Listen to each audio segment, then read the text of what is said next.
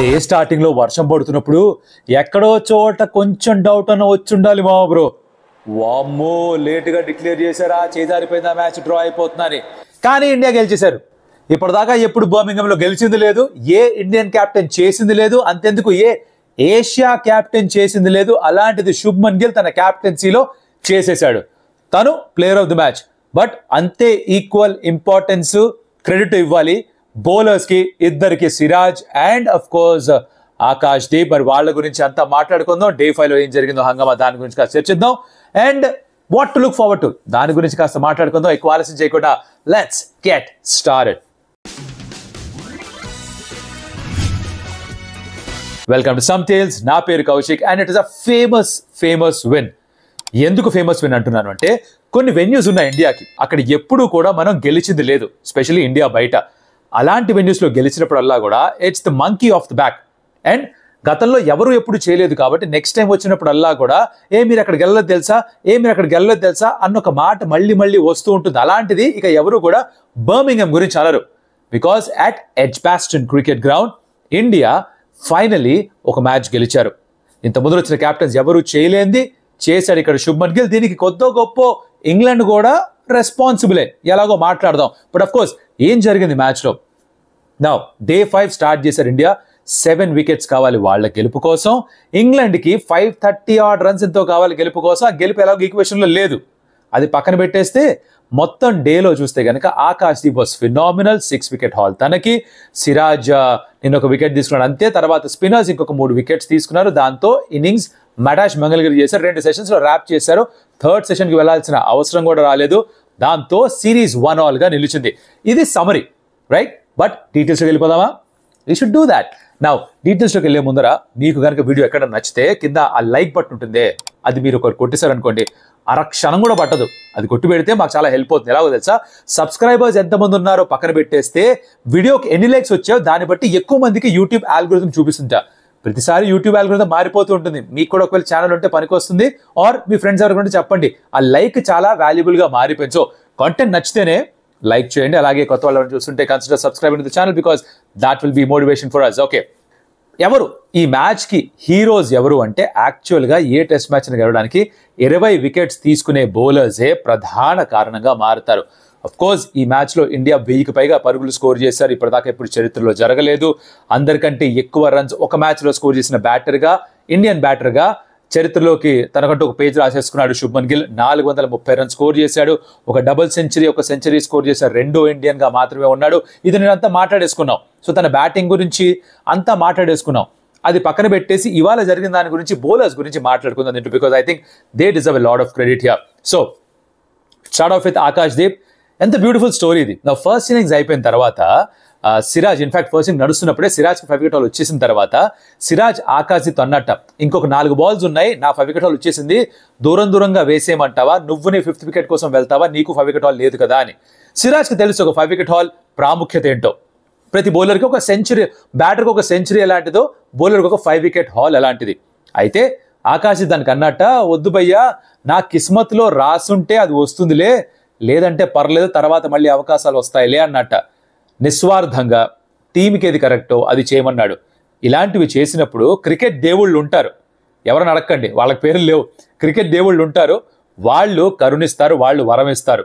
ఎంత పెద్ద వరం ఇచ్చారంటే ఆకాష్ దీప్కి ఈవెన్చువల్గా మ్యాచ్లో 10 వికెట్ హాలే వచ్చింది. సిరాజ్ భాయ్కి ఫస్ట్ ఇన్నింగ్స్లో 6, సెకండ్ ఇన్నింగ్స్లో 1 వికెట్ మాత్రమే, 7 వికెట్స్ తనకి. బై ది వే 7 అంటే గుర్తొచ్చింది, ఈ తేదీ మీరు చూస్తుంది, it's July 7th, which is Mahendra Singh Dhoni's birthday. So let's wish Dhoni, ఆ క్యాప్టెన్ కు, వెరీ హ్యాపీ బర్త్డే. తన గురించి సెపరేట్గా వీడియో చేసే టైం లేదు, దీంట్లోనే మాట్లాడుకుందాం కాస్త. Let's just hope that he has a great life ahead. ఎంతకాలం ఆడతాడో ఆడాలి, దాని తర్వాత అఫ్ కోర్స్ అందరికి ఎంటర్టైన్మెంట్ ఇస్తూ ఉండాలి. అండ్ తను తన క్యాప్టెన్ కుల ట్యాగ్ని కాపీరైట్ చేసుకుని తెలుసా? దాని గురించి ఇన్స్టాగ్రామ్లో ఒక రీల్ చేశా, కుదిరితే అక్కడ చూడండి, లింక్ ఇస్తా నా ఇన్స్టాగ్రామ్ది, యూ కెన్ గో దేర్, నచ్చితే ఫాలో కొట్టను అక్కడ కూడా. So yes, happy birthday to Mahendra Singh Dhoni. 7 Thala for a reason. Now సిరాజ్కి కూడా 7 వికెట్స్ వచ్చాయి ఈ టెస్ట్ మ్యాచ్లో. బట్ ఐ థింక్ ఇందాక చెప్పినట్టుగా క్రికెట్ దేవుళ్ళు కరుణించింది, వరం ఇచ్చింది ఆకాష్ దీప్కి. బికాస్ సెకండ్ ఇన్నింగ్స్లో 6 వికెట్ హాల్ తీసుకున్నాడు. First wicket in the day was Ali Pope. Ball అద్భుతంగా రైట్ లైన్ లెంత్ లో వేసి ఎక్స్ట్రా బౌన్స్ అయింది, ఎల్బోకి తగిలి బోల్డ్ అయ్యాడు. దాని తర్వాత హ్యారీ బ్రూక్ ఫస్ట్ ఇన్నింగ్స్ లో ఎలా అయితే హ్యారీ బ్రూక్ ని బోల్డ్ చేశాడో విత్ ఫ్యూరియస్ ఇండిపర్, ఎంత మూవ్ అయింది ఆ బాల్ పడిన తర్వాత, క్రాక్ మీద పడి మూవ్ అయింది అన్నారు, వేరే విషయం అనుకోండి. బాల్ అయితే కిలోమీటర్ లోపలికి వచ్చింది, ఆఫ్ స్టంప్ ఎగిరింది. ఇక్కడ మళ్ళీ దాదాపు ఒక 0.75 కిలోమీటర్స్ లోపలికి వచ్చింది. ఎగ్జాజరేషన్ కాస్త ఫ్లోలో ఫాలో అయిపోండి, బట్ తన ప్యాడ్స్ కి తగిలింది, మళ్ళీ ఎల్బిడబ్ల్యూ. సో అలా 2 బ్రేక్ త్రూస్ ఇచ్చి ఓవర్ నైట్ బ్యాటర్స్ ని అవుట్ చేసి గేమ్ ని సెటప్ చేశాడు ఇండియాకి ఆకాష్ దీప్ ఆన్ డే 5. దానికి ముందర ఆఫ్ కోర్స్ వర్షం పడింది. ఇందాక అన్నట్టుగా స్టార్టింగ్ లో వర్షం పడుతున్నంతసేపు అందరికి కూడా మనసులో ఒకటే ఒక ఆందోళన, ఏంటంటే డిలే చేసామా డిక్లరేషన్, ఎందుకు ఇంత లేట్గా ఆడామో. నిన్న కూడా మాడుకున్నాం, ఒకవేళ గనక ఆఖరి సెషన్ దాకా వచ్చి 1-2 వికెట్లు ఉన్నప్పుడు ఓవర్లు అయిపోతే ఏంటి పరిస్థితి అని. అలాంటిది దాదాపుగా వస్తుందేమో అనిపించింది, బికాస్ గంటన్నర సేపు మ్యాచ్ జరగలేదు వర్షం కారణంగా. లక్కీలీ వర్షం ఆగింది. దాని తర్వాత ఆకాష్ దీప్ ఆ 2 బ్రేక్ త్రూస్ అందించాడు. అండ్ దెన్ ఒక చిన్న పార్ట్నర్షిప్ వచ్చింది, చిన్న చిత్తగా పార్ట్నర్షిప్లు వస్తాయి. సో అక్కడ కెప్టెన్ స్టోక్స్ కాసేపు ఆడుతూనే ఉన్నాడు, బట్ తనని అవుట్ చేశాడు ఈవెన్చువల్గా వాషింగ్టన్ సుందర్. దానికంటే ముందర జరిగిన దాని గురించి కాస్త మాట్లాడుకుందాం. ఇప్పుడు జడేజా వేస్తున్నప్పుడు బాల్ రఫ్లోంచి చాలా తిరుగుతున్నప్పుడు లెగ్ స్లిప్ పెట్టుకోవడం is the right thing, because ball turn అవుతున్నప్పుడు ఫార్వర్డ్ షాట్ లెక్కి వెళ్ళదు. మీరు అర్థం చేసుకోవాలి, బాల్ ఎక్కువ షార్ప్గా టర్న్ అవుతుంది అనుకో, కొంచెమే టర్న్ అయితే బ్యాట్కి ప్యాడ్కి తగిలి ముందుకు వెళ్తుంది. ఎక్కువ టర్న్ అవుతుంది అనుకో, పడి షార్ప్గా టర్న్ అవుతుంది అనుకో, బ్యాట్కి తగిలి ఇలా స్క్వేర్ ఆఫ్ ది వికెట్ వెనకాలకు వెళ్ళే అవకాశాలు ఎక్కువ ఉంటాయి. స్టార్ట్ చేసినప్పుడు జడేజా బౌలింగ్ చేయడం ఫార్వర్డ్ షాట్ లెగ్ మాత్రమే ఉండింది. తర్వాత గిల్ అనుకున్నాడు లేదు లెగ్ స్లిప్ కూడా పెడదామని. కామెంటరీలో కూడా talking about this me and Akshat. Leg slip పెట్టాడు, కానీ చాలా డీప్గా ఉన్నాడు. స్టోక్స్ గ్లవ్కి బాల్ తగిలి కరెక్ట్గా అటే వెళ్ళింది, బట్ చాలా వెనక్కి ఉండేసరికి తనకంటే ముందరే బాల్ పడిపోయింది. అమ్మది నమ్మబత్తాయో అని అనిపించింది నాకు, బికాస్ ఇలాంటి మ్యాచ్ల్లో ఇలా 1-6 ఛాన్సులు ఎప్పుడైతే నేలపాలు అయిపోతాయో అక్కడి నుంచి మ్యాచ్ ఆ డ్రా వైపు వెళ్ళిపోయే అవకాశాలు ఉంటాయి. And Ben Stokes is done some amazing things, super human things for England. So తనకి అవకాశం వచ్చింది ఎలా రా అనుకున్న టైంలో జస్ట్ లంచ్ కంటే ముందర వాషింగ్టన్ సుందర్ ఓ బాల్ వేశాడు, అది విత్ ద యాంగిల్ లోపలికి వచ్చేసింది, ప్యాడ్కి తగిలింది, అపీల్ చేశారు Sharafuddaula Bangladeshi umpire. He's had a fabulous test match. మీకు కనుక నిజంగా అలా అనిపించుంటే ఏం డెసిషన్లు ఇచ్చాడు, ఒకటే ఒక తప్పు decision, it was going over the wickets. ఒక ఎల్బిడబ్ల్యూ ఏదో అపీల్ చేశారు, థింక్ బ్రూక్ అనుకుంటా, బ్రూకే అనుకుంటా, ఏమో మీరు కరెక్ట్ చేయండి, తప్పైతే మీరు ఎలాగో నాకంటే బాగా గుర్తుపెట్టుకుంటారు విషయాలు. అదొకటి మినహాయిస్తే మిగతా అన్నీ కూడా స్పాట్ ఆన్ డెసిషన్సే. తను అవుట్ ఇచ్చాడు. బెన్ స్టోక్స్ ఏమో షాక్ అయిపోయి ఏంట్రా నేను మిడిల్ చేశాను అన్నట్టుగా రియాక్ట్ అయ్యాడు. డిఆర్ఎస్ తీసుకున్నట్టు చూస్తే ఫస్ట్ ప్యాడ్కి తగిలి తర్వాత బ్యాట్కి తగిలింది. So LBW stroke of lunch, అక్కడ స్టోక్స్ అవుట్ అయ్యాడు. Now I tell you something really interesting. 30 overs వరకు ఈ మ్యాచ్లో ప్రతి ఇన్నింగ్స్లో వికెట్స్ పడ్డాయి. 31 నుంచి 80 అంటే బాల్ కాస్త పాతదైపోయిన తర్వాత ఆ రెండో న్యూ బాల్ తీసుకునే ముందర ఎక్కువ వికెట్స్ రాలేదు. ఇండియా ముందర ఆ ఛాలెంజ్ ఉండింది, ఎందుకంటే రెండో న్యూ బాల్ వచ్చేసరికి అది తీసుకుంటే ఇంకా 15-16 ఓవర్స్ మాత్రమే మిగులుతాయి డేలో. అప్పటిదాకా వికెట్స్ తీయకుండా వెయిట్ చేయలేరుగా. సో ఏదో ఒక మార్గం వెతుక్కోవాలి. అక్కడ ఈ స్పిన్నర్స్ ఇంపార్టెంట్గా మారారు. జడేజా కాకపోయినా కూడా వాషింగ్టన్ సుందర్ బ్రేక్ త్రూ అందించాడు. ఫైనల్లీ ఆడినందుకు కాస్త ఒక వికెట్ అన్న తన పేరుకు ఉందన్నమాట. That wicket became his. And then of course అక్కడ లంచ్కి వెళ్ళిన తర్వాత ఓకే బాగానే ఉంది. నిన్న 3 వికెట్లు, ఇక్కడ సెషన్లో 3 వికెట్లు, 6 వికెట్లు పడ్డాయి, ఇంకో 4 వికెట్లు మాత్రమే కావాలి. అక్కడ స్టార్ట్ అయింది second session. Jamie Smith was still there. Prasidh కృష్ణతో స్టార్ట్ చేశారు. స్పీకింగ్ ఆఫ్ ప్రసిద్ధ్ కృష్ణ, మీకు డౌట్ వచ్చిందా, అరే డే ఎందుకు ప్రసిద్ధ్తో స్టార్ట్ చేశారు, సిరాజ్తో స్టార్ట్ చేయలేదు అని? అందరం అదే అనుకున్నాం. అందరి ఎక్స్పెక్టేషన్ ఏంటి, సిరాజు ఆకాష్ దీప్ స్టార్ట్ చేస్తారు. ఇప్పుడు ఆకాష్ దీప్ నిన్న లాస్ట్ ఓవర్ వేశాడు కాబట్టి నెక్స్ట్ ఎండ్ నుంచి అక్కడ ప్రసిద్ధ్ వేశాడు. Okay, understandable. ఆకాష్ దీప్కి పక్క ఎండ్ కావాలి, సో అక్కడే సిరాజ్ స్టార్ట్ చేసి ఉండొచ్చు, చేయలే. ఆకాష్ దీప్కి ఇచ్చారు కానీ ప్రసిద్ధ్ కృష్ణ ఒక 4 or 5 ఓవర్ స్పెల్ వేశాడు. Siraj was waiting. ఐడియల్గా మీ బెస్ట్ బౌలర్స్తో స్టార్ట్ చేయాలి. నౌ ఈవెన్చువల్గా మ్యాచ్ గెలిచాం కాబట్టి ఇది కనిపించదు, కానీ this is probably something that maybe can be changed going forward. But దీనికి కౌంటర్ పాయింట్ ఏంటంటే, ఎందుకు అలా చేసుంటారు అంటే, ఒకేసారి నా బెస్ట్ బౌలర్స్ని ఉపయోగించేస్తే తర్వాత ప్రెషర్ క్రియేట్ చేయడం కష్టం, వికెట్ టేకింగ్ బౌలర్స్ ఉండకపోవచ్చు అని అనుకున్నాడేమో team management and captain Shubman Gill. Vijay Akash దీప్ని ఒక స్పెల్లో వేయించి తన అయిపోయిన తర్వాత సిరాజ్ని తీసుకొచ్చి, సో ఇన్ ప్యారలల్ కాకుండా in sequence. If you done engineering, you know what I'm talking about. In parallel in sequence అంటుంటారు.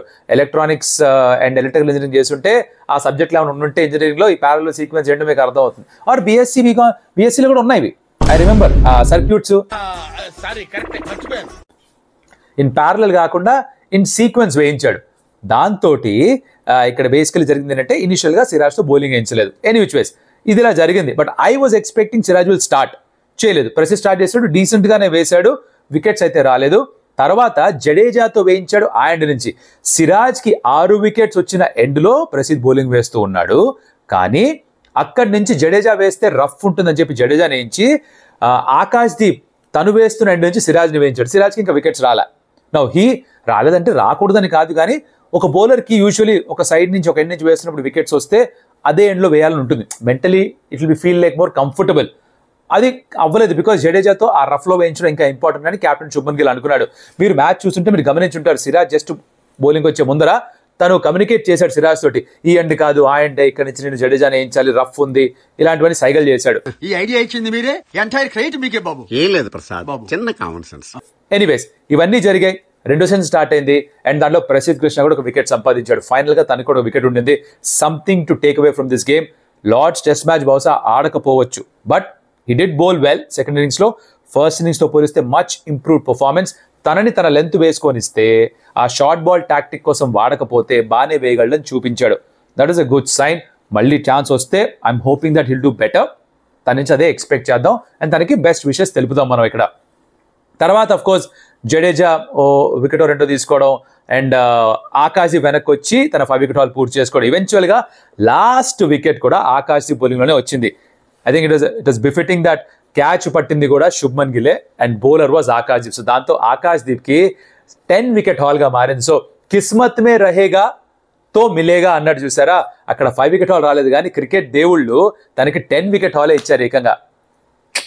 Life comes a full circle. And అందుకనేది నిస్వార్థంగా టీం కోసం ఏమన్నా పని చేసినప్పుడు, లైఫ్లో కూడా నిస్వార్థంగా వేరే వాళ్ళ కోసం ఏదన్నా మంచి చేసినప్పుడు మన వైపుకి ఈ యూనివర్స్ మనకి ఆ మంచిని మళ్ళీ తిరిగి ఇస్తుంది.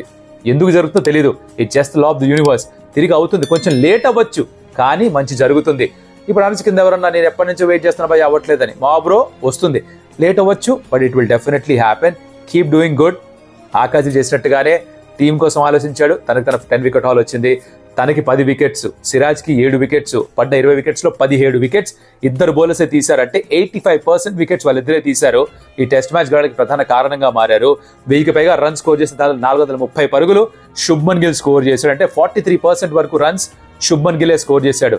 ఇద్దరు బౌలర్స్ 85%, దానిలో 50% wickets Akash Deep, 43% runs Shubman Gill. But of course a double century and 160 ఒకే టెస్ట్ మ్యాచ్ లో చాలా అరుదుగా జరిగే విషయం కాబట్టి man of the match went to Shubman Gill. But నన్ను అడిగితే ఐ థింక్ షేర్ చేసుకోవాలేమో Shubman Gill and Akash Deep player of the match అవార్డ్ని. బట్ ఎనీ విచ్ వైస్ గెలవడం అతి ముఖ్యం, అది చేశారు. ఎప్పుడు జరిగింది.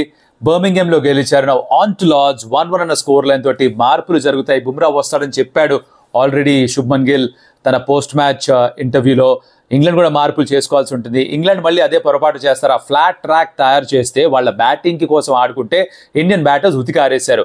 వాళ్ళ బౌలర్స్ కంటే ఇండియన్ బౌలర్స్ బెటర్గా పర్ఫామ్ చేశారు. బుమ్రా కూడా వెనక్కి వస్తాడు. సో మళ్ళీ ఫ్లాట్ ట్రాక్కే వెళ్తారా, లేకపోతే కొంచెం పిచ్ని కాస్త స్పైస్ అప్ చేస్తారా? అది చేస్తే ఇండియన్ బౌలర్స్ వాళ్ళ బౌలర్స్ కంటే బెటర్గా వేస్తారని కంగారు ఉందా? ఇవన్నీ తర్వాత మాట్లాడుకుందాం. అన్ని ఇక్కడే మాట్లాడేస్తే తర్వాత వీడియోలో పనే ఉంటుంది. అందుకని ఇప్పటిదాకా వీడియో ఎంజాయ్ చేస్తుంటే thank you so much for that. And ఈ 5 రోజుల పాటు ఈ టెస్ట్ మ్యాచ్ని మీరు ఎంజాయ్ చేస్తుంటే, దాని కవరేజ్, దాని రివ్యూస్ మన స్టంప్ టెస్ట్ ఎంజాయ్ చేస్తుంటే గివ్ అస్ లైక్, కమెంట్ చేయండి, దాని గురించి మీ ఫ్రెండ్స్తో షేర్ చేయండి. అండ్ అఫ్ కోర్స్ ఈ మ్యాచ్ గురించి ఐఎమ్ షూర్ దట్ రేపు పొద్దున లేవగానే ఈ వీడియో చూస్తున్నప్పుడు దాని తర్వాత మీరు స్కూల్కి వెళ్ళినా, కాలేజ్కి వెళ్ళినా, ఆఫీస్కి వెళ్ళినా, ఫ్రెండ్స్తో ఉన్నా సరే తప్పకుండా ఈ మ్యాచ్ గురించి మాట్లాడతారు. ఇక్కడ మనం విన్న కొన్ని పాయింట్లు అక్కడ షేర్ చేయండి. వాళ్ళకు కూడా నచ్చితే మన ఛానల్ గురించి చెప్పండి. ఓకే, మరొకటి మళ్ళీ కలుస్తా. అప్పటిదాకా సెలవు. Enjoy this victory. చాలా రేర్గా వస్తాయి and it's a young team that's done it. Virat లేడు, రోహిత్ లేడు, అశ్విన్ లేడు, బుమ్రా లేడు, అయినా కూడా గెలిచారు. ఇట్స్ ద న్యూ ఇండియా, కొత్త ఎరా. So enjoy this and hope and pray that India does well. మరొకటి మళ్ళీ కలుస్తా. అప్పటిదాకా సెలవు. Adios Amigos.